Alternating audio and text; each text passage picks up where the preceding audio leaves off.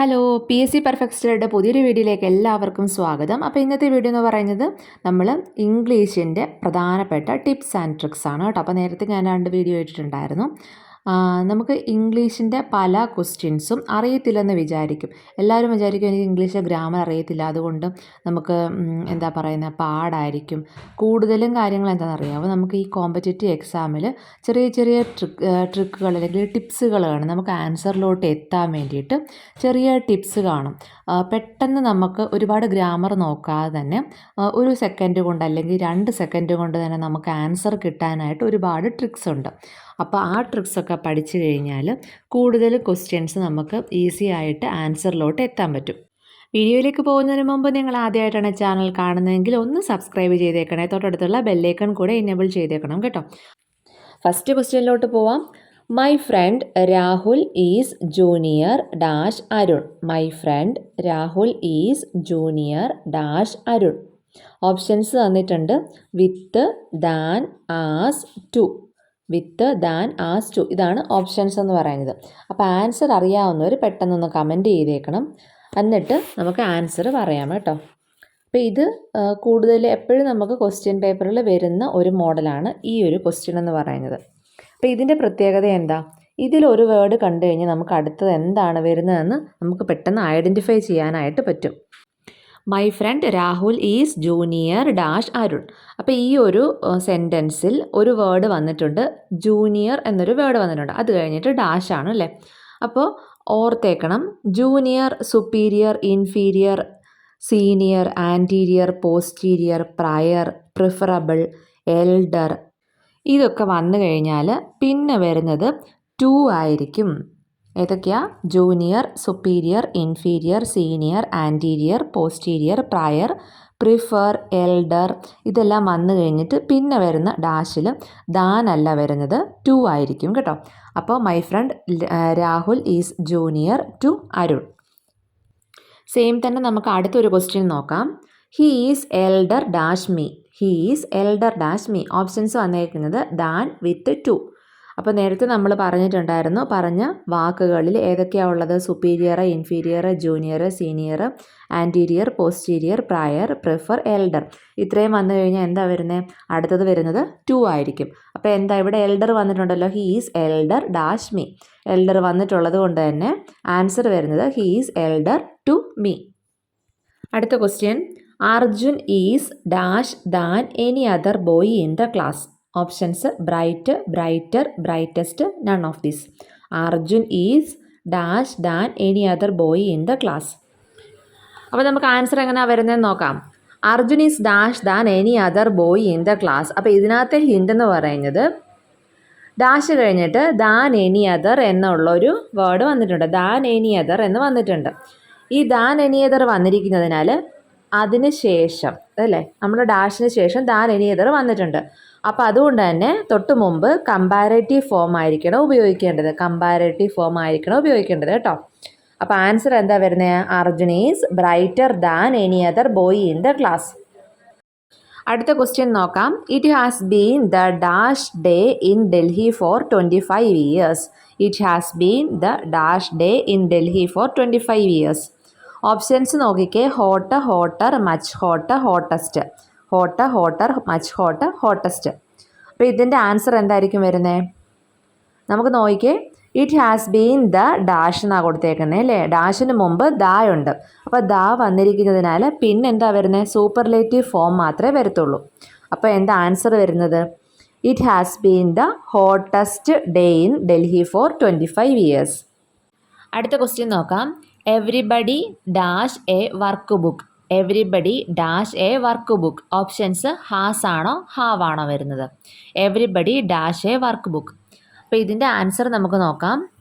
Everybody എന്നുള്ളൊരു word വന്നിട്ടുണ്ട്. അപ്പോൾ ഓർത്തേക്കുക, everybody, everyone, someone, somebody, no one, nobody, anyone, anybody, anything, nothing, something, everything. ഇത്രയും കഴിഞ്ഞിട്ട് പിന്നെ വരുന്നത് സിംഗുലർ വെർബായിരിക്കും. ഇത്രയും കഴിഞ്ഞിട്ട് സിംഗുലർ വെർബായിരിക്കും ഉപയോഗിക്കേണ്ടത്. അപ്പോൾ ആൻസർ എങ്ങനെയാണ് വരുന്നത്? Everybody has a workbook. അടുത്തത് നോക്കാം. Somebody dash the book. Options ആണ് have taken, has taken. Somebody എന്നുള്ളൊരു വേർഡ് വന്നിട്ടുണ്ട്. അപ്പോൾ മുമ്പേ നമ്മൾ പറഞ്ഞായിരുന്നു സംബഡിയൊക്കെ വന്നു കഴിഞ്ഞാൽ അടുത്തത് വരുന്നത് സിംഗുലർ വെർബ് ആയിരിക്കണം. അപ്പോൾ somebody has taken the book. Has taken ആണ് ആൻസർ ആയിട്ട് വരുന്നത്. 5,000 rupees dash given for this pen. 5,000 rupees dash given for this pen. Options was were. അപ്പോൾ ഇവിടെ എങ്ങനെയാണെന്ന് നോക്കാം. 5,000 rupees എന്ന് പറഞ്ഞിട്ടുണ്ട്. അപ്പോൾ ഓർക്കേണ്ട ഒരു കാര്യം height, weight, quantity, amount, distance, time ഇത്രയും വന്നു കഴിഞ്ഞാൽ പിന്നെ സിംഗുലർ വെർബ് ആയിരിക്കണം ഉപയോഗിക്കേണ്ടത്. Height, weight, quantity, amount, distance, time. അപ്പോൾ ഇവിടെ എമൗണ്ട് വന്നിട്ടുണ്ട്. അപ്പോൾ എന്തൊക്കെയാണ്? Height, weight, quantity, amount, distance, time. ഇത് വന്നു കഴിഞ്ഞാൽ പിന്നെ സിംഗുലർ വെർബ് ആയിരിക്കണം ഉപയോഗിക്കേണ്ടത്. അപ്പോൾ ആൻസർ എന്താ വരുന്നത്? 5,000 rupees was given for this pen. അടുത്തത് neither he nor I dash a rich man. Neither he nor I dash a rich man. Options വരുന്നത് ആം, ആർ. അപ്പോൾ ഇവിടെ എങ്ങനെയാണ് വരുന്നത്? ആൻസർ അറിയാവുന്നവർ കമൻറ്റ് ചെയ്യണം. അപ്പോൾ നമുക്ക് നോക്കാം. ഇവിടെ നെയ്തർ ഹി നോർ എന്ന് വന്നിട്ടുണ്ട്. നെയ്തർ നോറിൻ്റെ ഉപയോഗമാണ് കേട്ടോ. അപ്പോൾ ഓർത്തേക്കുക, neither nor, either or, none, but, not only but also, or ഇവക്ക് വന്നു കഴിഞ്ഞാൽ, ഇത്രയും വന്നു കഴിഞ്ഞാൽ വെർബ് എന്ന് പറയുന്നത് സെക്കൻഡ് സബ്ജക്റ്റിനെ ബേസ് ചെയ്തിട്ടായിരിക്കും. അതായത് സെക്കൻഡ് സബ്ജക്റ്റ് സിംഗുലർ ആണെങ്കിൽ വെർബ് സിംഗുലറും, സെക്കൻഡ് സബ്ജക്റ്റ് പ്ലൂറൽ ആണെങ്കിൽ വെർബ് പ്ലൂറലും ആയിരിക്കും. അപ്പോൾ ഇവിടെ സെക്കൻഡ് സബ്ജക്റ്റ് ഐ ആണ് വന്നേക്കുന്നത്. അപ്പോൾ ആൻസർ എങ്ങനെയാണ് വരുന്നത്? Neither he nor I am a rich man. Am ആണ് ആൻസർ ആയിട്ട് വരുന്നത്. അടുത്ത ക്വസ്റ്റ്യൻ നോക്കാം. Either the students or the teacher dash a day of every month. Either the students or the teacher dash a day of every month. Options നോക്കാം.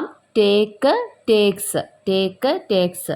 അപ്പോൾ ഇവിടെ എന്താ വന്നേക്കുന്നത്? എയ്തർ ഓർ എന്നുള്ളൊരു പ്രയോഗമാണ് വന്നേക്കുന്നത്. എയ്തർ ഓർ വരുമ്പോഴും എന്താ വരുന്നത്? സെക്കൻഡ് സബ്ജക്റ്റിനെ ബേസ് ചെയ്തായിരിക്കും വെർബ് വരുന്നത്. അപ്പോൾ ഇവിടെ സെക്കൻഡ് സബ്ജക്റ്റ് എന്താ?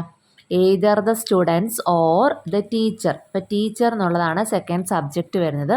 ടീച്ചർ എന്നുള്ളത് സിംഗുലർ ആണ്. അപ്പോൾ ഇവിടെ എന്താ വരുന്നത്? Either the students or the teacher takes a day of every month. Answer ആണ് ടേക്സ്. അടുത്ത question. A lot of work still dash to be done. A lot of work still dash to be done. Options ആണ് have, has. അപ്പോൾ ഇവിടെ answer എങ്ങനെയാണ് വരുന്നതെന്ന് നമുക്ക് നോക്കാം. A lot of എന്ന് വന്നിട്ടുണ്ട് അല്ലേ? അപ്പോൾ ഓർക്കേണ്ട കാര്യം എന്ന് പറഞ്ഞാൽ a lot of, lots of, many of, some of, plenty of, most of, none of, half of, a good deal of, great deal of, the greater part, any, all, the greatest part, fractions ഇതൊക്കെ വന്നു കഴിഞ്ഞാൽ പിന്നെ അത് കഴിഞ്ഞിട്ട് ഈ ഒരു വേർഡൊക്കെ കഴിഞ്ഞിട്ട് പിന്നെ അൺകൗണ്ടബിൾ നൗൺ വന്നാൽ വെർബ് സിംഗുലർ ആയിരിക്കും. എന്നാൽ കൗണ്ടബിൾ നൗൺ വന്നാൽ പ്ലൂറൽ വെർബും ആയിരിക്കും. അപ്പോൾ ഇവിടെ എന്താ വന്നേക്കുന്നത്? A lot of work still dash to be done എന്നാണ് അല്ലേ? എ ലോട്ട് ഓഫ് കഴിഞ്ഞിട്ട് വർക്കാണ് വന്നിട്ടുള്ളത്. കൗണ്ട് ചെയ്യാൻ പറ്റത്തില്ലല്ലോ. അൺകൗണ്ടബിൾ ആയതുകൊണ്ട് തന്നെ ഇവിടെ എന്താ വരുന്നത്? സിംഗുലർ ആയിരിക്കും ആൻസർ വരുന്നത്. A lot of work still has to be done. അപ്പോൾ എന്തൊക്കെ വേർഡ്സ് വരുമ്പോഴായിരുന്നു? A lot of, lots of, many of, some of, plenty of, most of, none of, half of, a good deal of, a great deal of, the greater part, greatest part, any, all, fractions ഇത്രയും വന്നു കഴിഞ്ഞാൽ പിന്നെന്താ വരുന്നത്? ഇത് കഴിഞ്ഞിട്ട് uncountable noun വന്നാൽ സിംഗുലറും countable noun വന്നാൽ plural വെർബും ആയിരിക്കണം.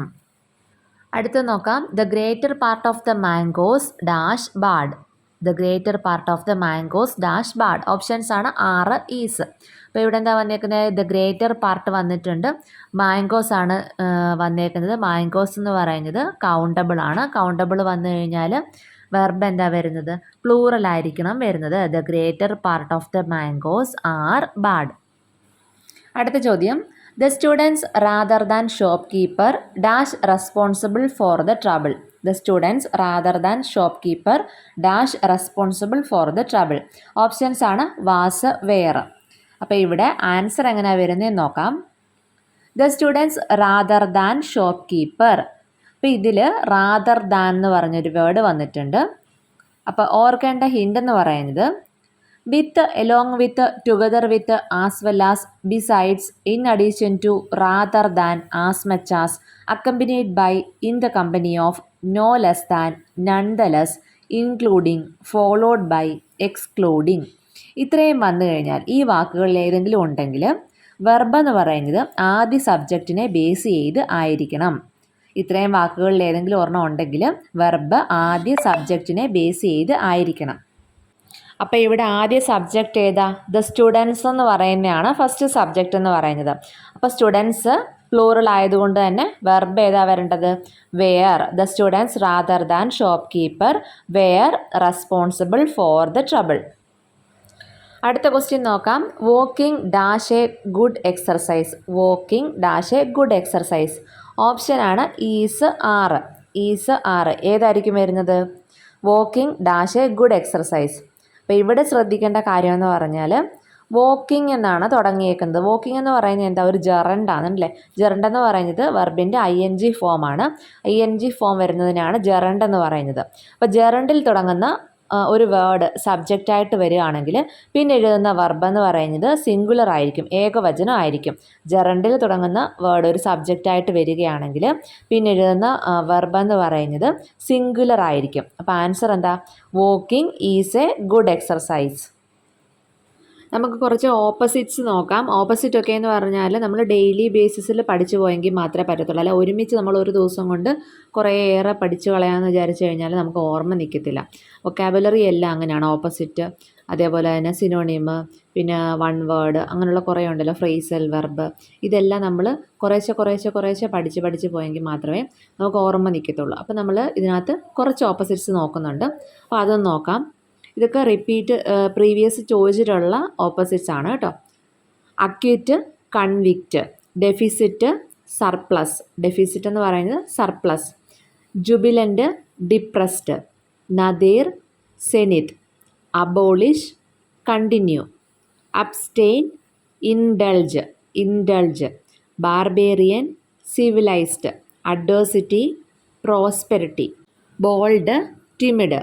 ഒന്നുകൂടെ പറയാം. Acquit, convict, deficit, surplus, jubilant, depressed, nadir, zenith, abolish, continue, abstain, indulge, barbarian, civilised, adversity, prosperity, bold, timid. അപ്പോൾ ഇത്രയാണ് ഞാൻ ഈ ഒരു വീഡിയോയിൽ ഉൾപ്പെടുത്തിയിരിക്കുന്നത് ഓപ്പോസിറ്റ് എന്ന് പറയുന്നത്. അപ്പോൾ നമുക്ക് ഓരോ വീഡിയോയിലായിട്ട് കുറേശ്ശെ പഠിക്കാം. ഇത് പ്രീവിയസ് ഇയറിലൊക്കെ ചോദിച്ചിട്ടുള്ള ഓപ്പോസിറ്റ്സ് ആണെല്ലാം. അടുത്തത് നമുക്ക് വൺ വേർഡ് നോക്കാം. The study of life and culture of ancient people. The study of life and culture of ancient people.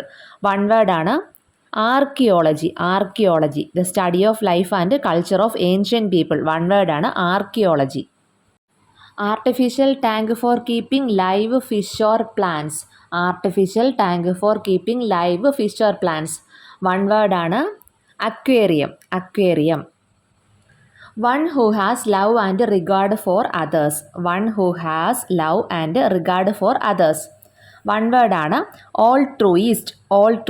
One who has love and regard for others.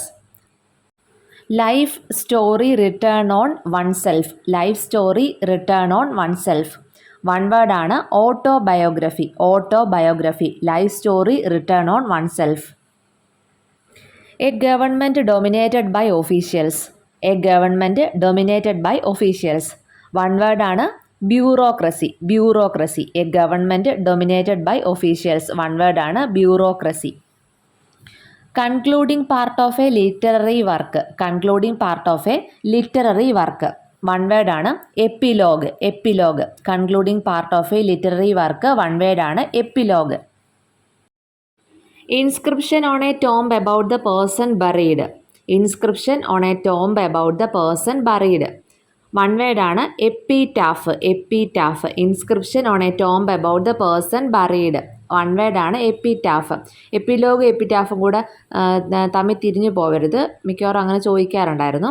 Epilogue എന്ന് പറയുന്നത് ഒരു literary വർക്കിൻ്റെ concluding പാർട്ടാണ് epilogue എന്ന് പറയുന്നത്. Epitaph എന്ന് പറയുന്നത് മരിച്ച ആളുടെ ഒരു കല്ലറയിൽ എഴുതുന്നതിനാ എപ്പിറ്റാഫ് എന്ന് പറയുന്നത് കേട്ടോ. Inscription on A tomb about the person buried. അപ്പോൾ ഇന്നത്തെ വീഡിയോ ഇത്രയാണുള്ളത്. നിങ്ങൾക്ക് വീഡിയോ ഇഷ്ടപ്പെടുകയാണെങ്കിൽ ലൈക്ക് ചെയ്യുക, ഷെയർ ചെയ്യുക, കമൻറ്റ് ചെയ്യുക. അതേപോലെ തന്നെ സബ്സ്ക്രൈബ് ചെയ്യാത്തവരാണെങ്കിൽ ഒന്ന് സബ്സ്ക്രൈബ് ചെയ്തേക്കണം കേട്ടോ. Thank you for watching. Cooperative ബാങ്കിൽ ഒരു ജോലിയാണോ നിങ്ങളുടെ ലക്ഷ്യം? എങ്കിൽ കോഓപ്പറേറ്റീവ് മാസ്റ്റർ ക്ലാസിന്റെ ഓൺലൈൻ ബാച്ചിൽ ജോയിൻ ചെയ്യൂ. 10 വർഷത്തിലേറെ എക്സ്പീരിയൻസോട് കൂടിയ അധ്യാപകർ, 50-ലേറെ പ്രീവിയസ് ക്വസ്റ്റ്യൻ പേപ്പേഴ്സ്, 10,000-ലധികം ക്വസ്റ്റ്യൻസ്, 100-ലധികം മോക്ക് ടെസ്റ്റുകൾ, doubt clearance sessions, user friendly affordable fees structures. Play സ്റ്റോറിൽ നിന്നും കോഓപ്പറേറ്റീവ് മാസ്റ്റർ ക്ലാസിന്റെ ആപ്പ് ഉടൻ ഡൗൺലോഡ് ചെയ്യൂ. ഫ്യൂച്ചറിൽ സക്സസ് ലോഡ് ചെയ്യൂ. കോഓപ്പറേറ്റീവ് ബാങ്ക് കോച്ചിംഗ് വഴി ജോലി നേടുന്ന അടുത്തയാൾ നിങ്ങളാവാം.